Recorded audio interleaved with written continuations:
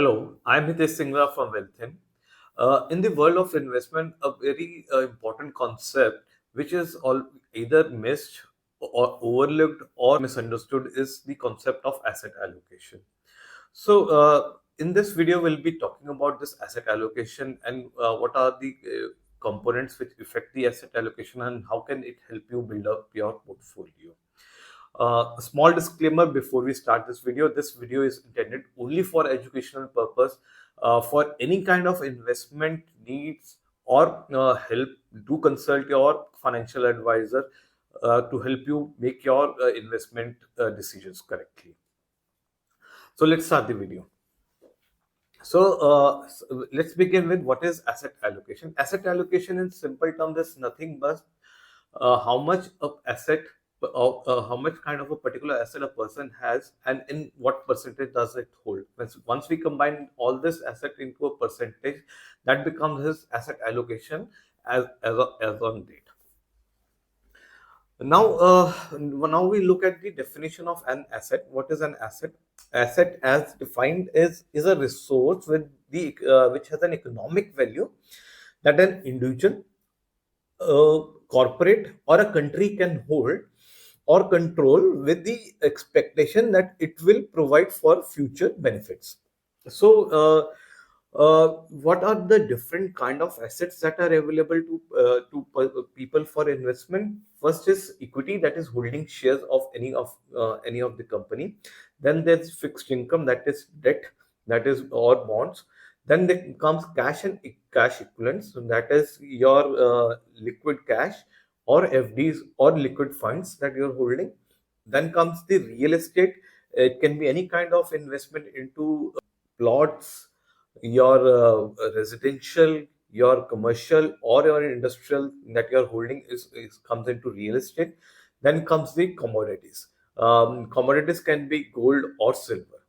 What condition affect the asset allocation? The first condition that affects the asset allocation is the risk tolerance. A person should know what is his risk tolerance. He should know that is he a low risk investor, is he a moderate risk investor, is he a high risk, or is he a very aggressive investor? Because if a moderate risk investor is buying a very risky investment, then his experience of that investment is ruined and he loses his confidence on that particular asset class.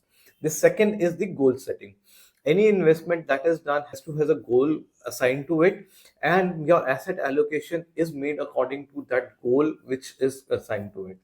The third is time horizon. Asset allocation changes with time. A young person might have a asset allocation which is much more equity oriented as compared to a person who is nearing his retirement, who would like to have much more of his asset in cash component.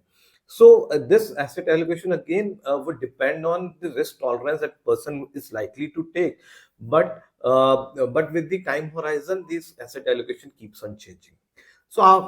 Once you have all these three factors calculated, you would get to your asset allocation. For this, I would recommend you that you should hire a financial advisor who would help you to make this asset allocation correctly for you.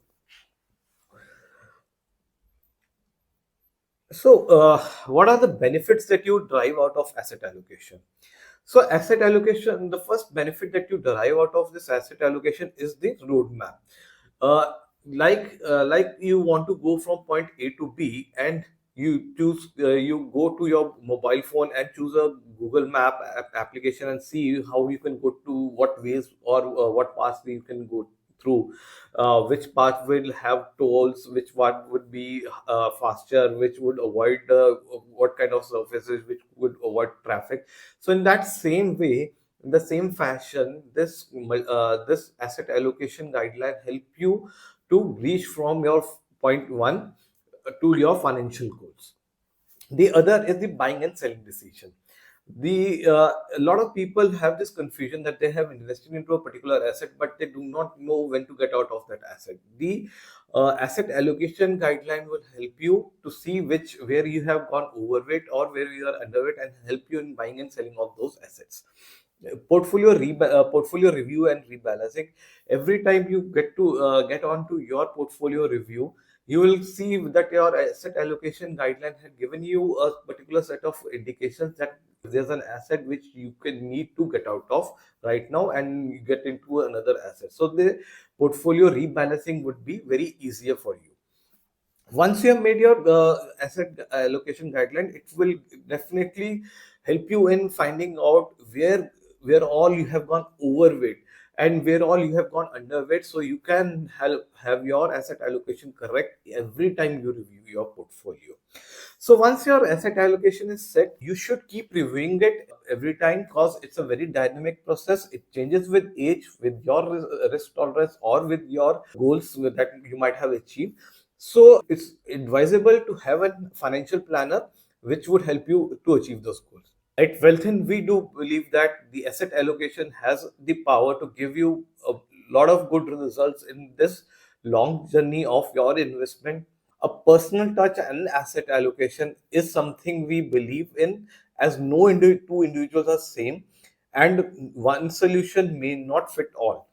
So do reach out to us so that we can help you out in your asset allocation process. Hope you like this video and hope this would help you in getting your asset allocation right. Do share, subscribe, like our videos so that we could bring out more videos for you with great information. Thank you.